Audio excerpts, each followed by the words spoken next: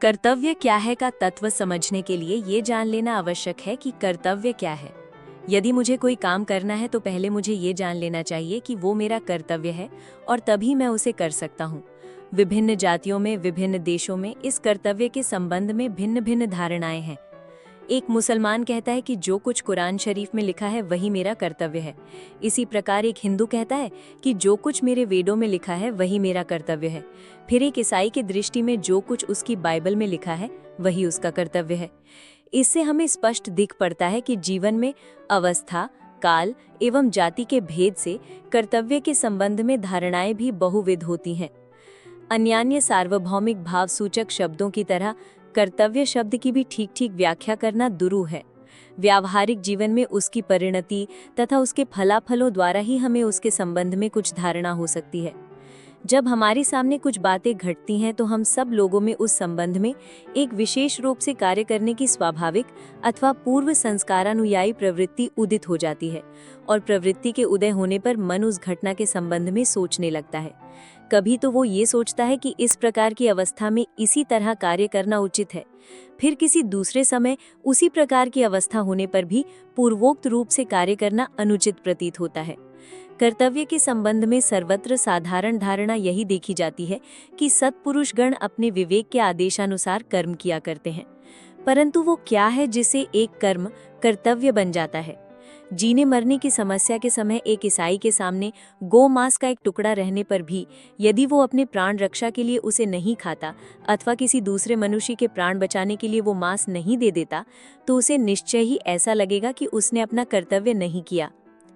परंतु इसी अवस्था में यदि एक हिंदू स्वयं वो गोमांस का टुकड़ा खा ले अथवा किसी दूसरे हिंदू को दे दे, तो अवश्य ही उसे भी ठीक उसी प्रकार ये लगेगा कि उसने अपना कर्तव्य नहीं किया। हिंदू जाति की शिक्षा तथा संस्कार ही ऐसे हैं जिनके कारण उसके हृदय में ऐसे भाव जागृत हो जाते हैं। पिछली शताब्दी में भारतवर्ष में डाकुओं का एक मशहूर दल था जिन्हें ठग कहते थे। वे किसी मनुष्य को मार डालना तथा उसका धन छीन लेना अपना कर्तव्य समझते थे। वे जितने अधिक मनुष्यों को मारने में समर्थ होते थे उतना ही अपने को श्रेष्ठ समझते थे। साधारणतया यदि एक मनुष्य सड़क पर जाकर किसी दूसरे मनुष्य को बंदूक से मार डाले तो निश्चय ही उसे ये सोचकर दुख होगा कि कर्तव्य भ्रष्ट हो उसने अनुचित कार्य कर डाला है। परंतु यदि वही मनुष्य एक फौज में सिपाही की हैसियत से एक नहीं बल्कि 20 आदमियों को भी मार डाले तो उसे ये सोचकर अवश्य प्रसन्नता होगी कि उसने अपना कर्तव्य बहुत सुंदर ढंग से निभाया। इस प्रकार ये स्पष्ट है कि केवल किसी कार्य विशेष का विचार करने से ही हमारा कर्तव्य निर्धारित नहीं होता। अतएव केवल बाह्य कार्यों के आधार पर कर्तव्य की व्याख्या करना नितांत असंभव है। अमुक कार्य कर्तव्य है तथा अमुक अकर्तव्य। कर्तव्य का इस प्रकार विभाग निर्देश नहीं किया जा सकता, परंतु फिर भी आंतरिक दृष्टिकोण यानी सब्जेक्टिव साइड से कर्तव्य की व्याख्या हो सकती है। यदि किसी कर्म द्वारा हम भगवान की ओर बढ़ते हैं तो वो सत्कर्म है और वो हमारा कर्तव्य है, परंतु जिस कर्म द्वारा हम नीचे गिरते हैं वो बुरा है, वो हमारा कर्तव्य नहीं है। आंतरिक दृष्टिकोण से देखने पर हमें ये प्रतीत होता है कि कुछ कार्य ऐसे होते हैं जो हमें उन्नत बनाते हैं और दूसरे ऐसे जो हमें नीचे ले जाते हैं और पशुवत बना देते हैं। किंतु विभिन्न व्यक्तियों में कौन सा कार्य किस तरह का भाव उत्पन्न करेगा ये निश्चित रूप से बताना असंभव है।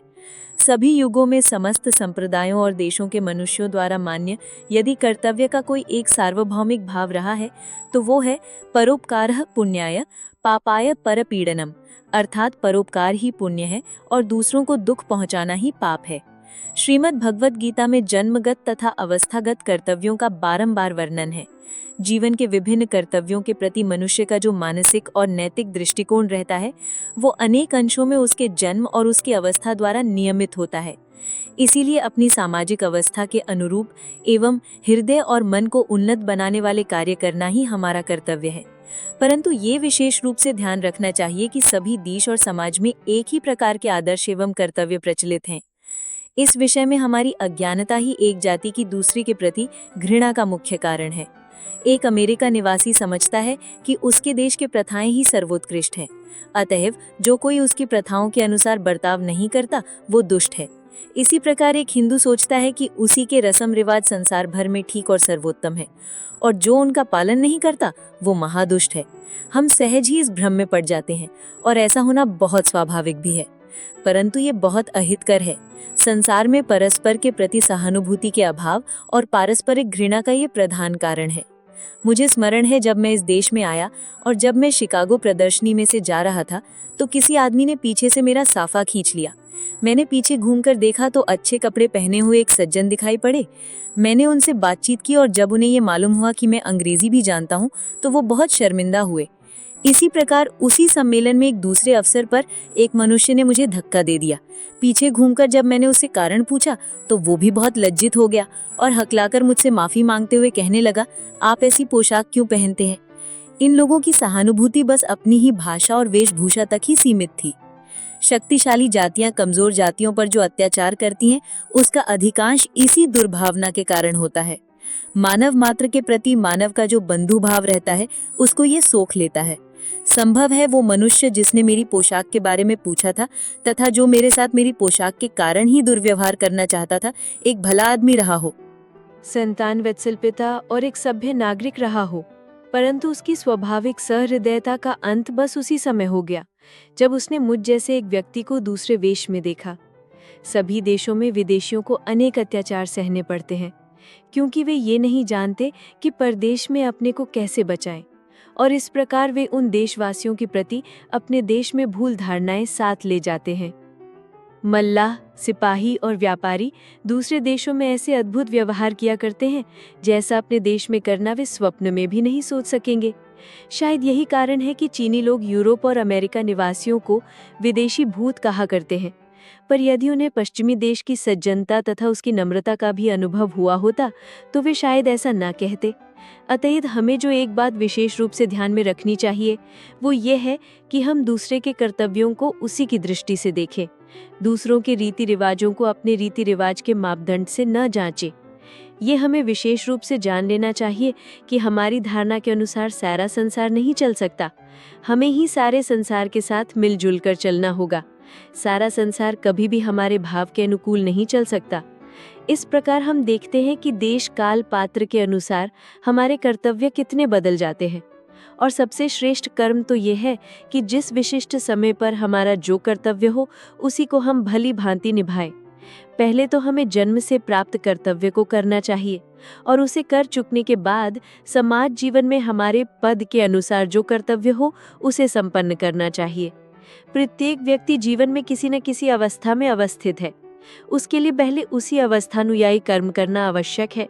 मानव स्वभाव की एक विशेष कमजोरी ये है कि वो स्वयं अपनी ओर कभी नजर नहीं फेरता।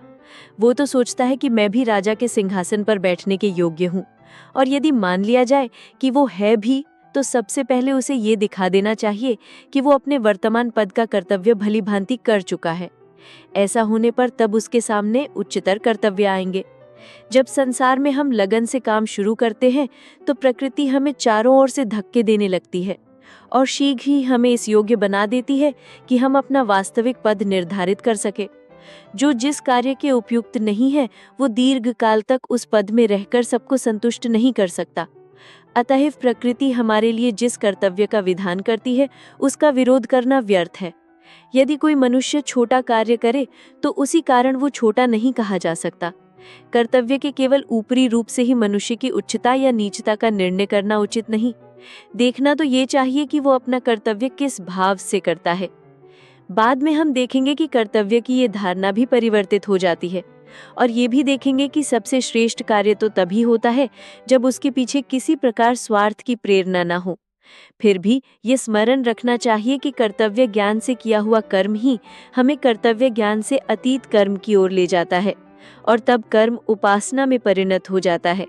इतना ही नहीं, वरन उस समय कर्म का अनुष्ठान केवल कर्म के लिए ही होता है। फिर हमें प्रतीत होगा कि कर्तव्य, चाहे वो नीति पर अधिष्ठित हो अथवा प्रेम पर, उसका उद्देश्य वही है जो अन्य किसी योग का, अर्थात कच्चे मैं को क्रमशः घटाते घटाते बिल्कुल नष्ट कर देना, जिससे अंत में पक्का मैं अपनी असली महिमा में प्रकाशित हो जाए, तथा निम्न स्तर में अपनी शक्तियों का क्षय होने से रोकना, जिससे आत्मा अधिकाधिक उच्च भूमि में प्रकाशमान हो सके। नीच वासनाओं के उदय होने पर भी यदि हम उन्हें वश में ले आएं तो उससे हमारी आत्मा की महिमा का विकास होता रहता है। कर्तव्य पालन में भी इस स्वार्थ त्याग की आवश्यकता अनिवार्य है। इसी प्रकार जान अथवा जानवश सारी समाज संस्था संगठित हुई है। वो मानो एक कार्य क्षेत्र है, सत असत की एक परीक्षा भूमि है। इस कार्य क्षेत्र में स्वार्थपूर्ण वासनाओं को धीरे धीरे कम करते हुए हम मनुष्य के प्रकृत स्वरूप के अनंत विकास का पथ खोल देते हैं। पर कर्तव्य का पालन शायद ही कभी मधुर होता हो। कर्तव्य चक्र तभी हल्का और आसानी से चलता है जब उसके पहियों में प्रेम रूपी चिकनाई लगी होती है, नहीं तो ये निरंतर एक घर्षण सा ही है। यदि ऐसा ना हो तो माता पिता अपने बच्चों के प्रति, बच्चे अपने माता पिता के प्रति, पति अपनी स्त्री के प्रति तथा स्त्री अपने पति के प्रति अपना अपना कर्तव्य कैसे निभा सकेंगे? क्या इस घर्षण के उदाहरण हमें अपने दैनिक जीवन में सदैव दिखाई नहीं देते? कर्तव्य पालन की मधुरता प्रेम में ही है और प्रेम का विकास केवल स्वतंत्रता में होता है। परंतु सोचो तो सही, इंद्रियों का, क्रोध का, ईर्ष्या का और मनुष्य के जीवन में प्रतिदिन होने वाली अन्य सैकड़ों छोटी छोटी बातों का गुलाम होकर रहना क्या स्वतंत्रता है? अपने जीवन के इन सब क्षुद्र संघर्षों में सहिष्णुता धारण करना ही स्वतंत्रता की सर्वोच्च अभिव्यक्ति है। स्त्रियां स्वयं अपने चिड़चिड़े और ईर्ष्यापूर्ण स्वभाव के गुलाम होकर अपने पतियों को दोष दिया करती हैं। वो दावा करती हैं कि हम स्वाधीन हैं, परंतु वो नहीं जानती कि ऐसा करने से वो स्वयं को निरी गुलाम सिद्ध कर रही हैं। और यही हाल उन पतियों का भी है जो सदैव अपनी स्त्रियों में दोष देखा करते हैं। पावित्र ही स्त्री और पुरुष का प्रथम धर्म है। ऐसा उदाहरण शायद ही कहीं हो कि एक पुरुष, वो चाहे जितना भी पथभ्रष्ट हो गया हो, अपनी नम्र, लोहेम और पतिव्रता स्त्री द्वारा ठीक रास्ते पर ना लाया जा सके। संसार अभी उतना गिरा नहीं है। हम बहुधा संसार में बहुत से निर्दयी पतियों और पुरुषों के भ्रष्टाचरण के बारे में सुनते रहते हैं, परंतु क्या ये बात सच नहीं है कि संसार में उतनी ही निर्दयी और भ्रष्ट स्त्रियां भी हैं? यदि अमेरिका की सभी स्त्रियां इतनी शुद्ध और पवित्र होती जितना कि वो दावा करती हैं, तो मुझे पूरा विश्वास है कि समस्त संसार में एक भी अपवित्र मनुष्य ना रह जाता। ऐसा कौन सा पाशविक भाव है जिसे पावित्र्य और सतीत्व पराजित नहीं कर सकता? एक शुद्ध पतिव्रता स्त्री जो अपने पति को छोड़कर अन्य सब पुरुषों को पुत्रवत समझती है और उनके प्रति माथा का भाव रखती है, धीरे धीरे अपनी पवित्रता की शक्ति में इतनी उन्नत हो जाएगी कि एक अत्यंत पाशविक प्रवृत्ति वाला मनुष्य भी उसके सानिध्य में पवित्र वातावरण का अनुभव करेगा। इसी प्रकार प्रत्येक पति को अपनी स्त्री को छोड़कर अन्य सब स्त्रियों को माता के समान ही समझना चाहिए, को अपनी माता, बहन अथवा पुत्री के समान देखना चाहिए। विशेषकर उस मनुष्य को जो धर्म का प्रचारक होना चाहता है, ये आवश्यक है कि वो प्रत्येक स्त्री को मातृवत देखे और उसके साथ सदैव तद्रूप व्यवहार करें। मातृपद ही संसार में सबसे श्रेष्ठ पद है, क्योंकि यही एक ऐसा पद है जिससे अधिक से अधिक निस्वार्थता की शिक्षा प्राप्त हो सकनी है। निस्वार्थ कार्य किया जा सकता है। केवल भगवत प्रेम ही माता के प्रेम से उच्च है, अन्य सब तो निम्न श्रेणी के हैं।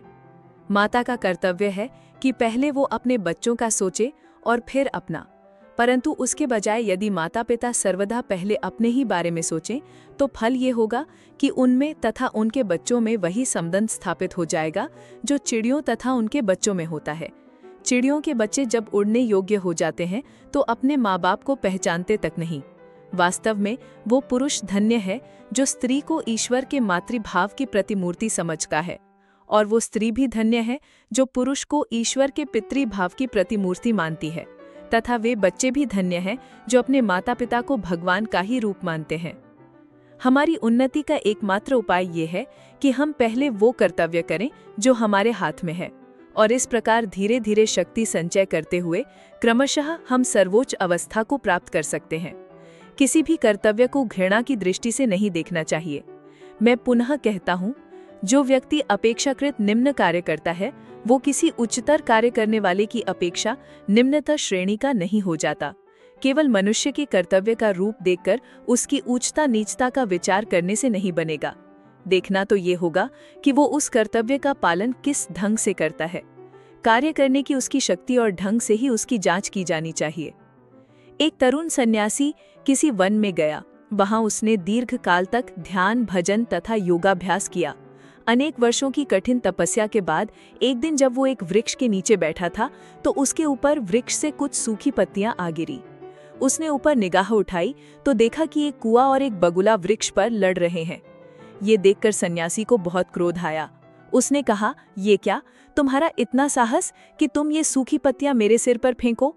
इन शब्दों के साथ सन्यासी की क्रुद्ध आंखों से आग की एक ज्वाला सी निकली और वे बेचारी दोनों चिड़ियां उससे जलकर भस्म हो गई। अपने में ये शक्ति देकर वो सन्यासी बड़ा खुश हुआ। उसने सोचा, वाह, अब तो मैं दृष्टि मात्र से कुएं बगुले को भस्म कर सकता हूँ। कुछ समय बाद भिक्षा के लिए वो एक गांव को गया। गांव में जाकर उसने एक दरवाजे पर खड़ा होकर पुकारा, माँ, कुछ भिक्षा मिले। भीतर से आवाज आई, थोड़ा रुको मेरे बेटे। सन्यासी ने मन में सोचा, अरे दुष्टा, तेरा इतना साहस कि तू मुझसे प्रतीक्षा कराए? अब भी तू मेरी शक्ति नहीं जानती? सन्यासी ऐसा सोच ही रहा था कि भीतर से फिर एक आवाज आई, बेटा, अपने को इतना बड़ा मत समझ, यहाँ ना तो कोई कुआं है ना कोई बगुला। ये सुनकर सन्यासी को बड़ा आश्चर्य हुआ। बहुत देर तक खड़े रहने के बाद अंत में घर में से एक स्त्री निकली और उसे देखकर सन्यासी उसके चरणों में गिर पड़ा और बोला, माँ, तुम्हें ये सब कैसे मालूम हुआ? स्त्री ने उत्तर दिया, बेटा, ना तो मैं तुम्हारा योग जानती हूँ और ना ही तुम्हारी तपस्या। मैं तो एक साधारण स्त्री हूँ। मैंने तुम्हें इसलिए थोड़ी देर रोका था कि मेरे पतिदेव बीमार हैं और मैं उनकी सेवा शुश्रूषा में संलग्न थी। यही मेरा कर्तव्य है। सारे जीवन भर में इसी बात का यत्न करती रही हूँ कि मैं अपना कर्तव्य पूर्ण रूप से निभाऊं। जब मैं अविवाहित थी तब मैंने अपने माता पिता के प्रति कन्या का कर्तव्य किया, और अब जब मेरा विवाह हो गया है तो मैं अपने पतिदेव के प्रति पत्नी का कर्तव्य करती हूँ। बस यही मेरा योग अभ्यास है। अपना कर्तव्य करने से ही मेरे दिव्य चक्षु खुल गए हैं, जिससे मैंने तुम्हारे विचारों को जान लिया और मुझे इस बात का भी पता चल गया कि तुमने वन में क्या किया है। यदि तुम्हें इससे भी कुछ उच्चतर तत्व जानने की इच्छा है तो अमुक नगर के बाजार में जाओ, वहां तुम्हें एक व्याध मिलेगा। वो तुम्हें कुछ ऐसी बातें बतलाएगा जिन्हें सुनकर तुम बड़े प्रसन्न होगे। सन्यासी ने विचार किया, भला मैं उस शहर में उस व्याध के पास क्यों जाऊं? परंतु उसने अभी जो घटना देखी उसे सोचकर उसकी आंखें कुछ खुल गईं। अतएव वो उस शहर को गया। जब वो शहर के नजदीक आया तो उसने दूर से एक बड़े मोटे व्याध को बाजार में बैठे हुए और बड़े बड़े छुरों से मांस काटते हुए देखा। वो लोगों से अपना सौदा कर रहा था। सन्यासी ने मन ही मन सोचा, हरे हरे, क्या ये वही व्यक्ति है जिससे मुझे शिक्षा मिलेगी? दिखता तो ये शैतान का अवतार है। इतने में व्याध ने सन्यासी की ओर देखा और कहा, महाराज, क्या उस स्त्री ने आपको मेरे पास भेजा है? कृपया बैठ जाइए, मैं जरा अपना काम समाप्त कर लूं। सन्यासी ने सोचा, यहाँ मुझे क्या मिलेगा? खैर, वो बैठ गया। इधर व्याध अपना काम लगातार करता रहा और जब वो अपना काम पूरा कर चुका तो उसने अपने रुपए पैसे समेटे और सन्यासी से कहा, चलिए महाराज, घर चलते हैं। घर पहुंचकर व्याध ने उन्हें आसन दिया और कहा, आप यहाँ थोड़ा ठहरिए। व्याध अपने घर में चला गया।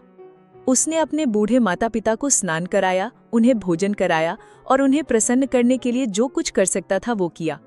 उसके बाद वो उस सन्यासी के पास आया और कहा, महाराज, आप मेरे पास आए हैं, अब बताइए मैं आपकी क्या सेवा कर सकता हूँ?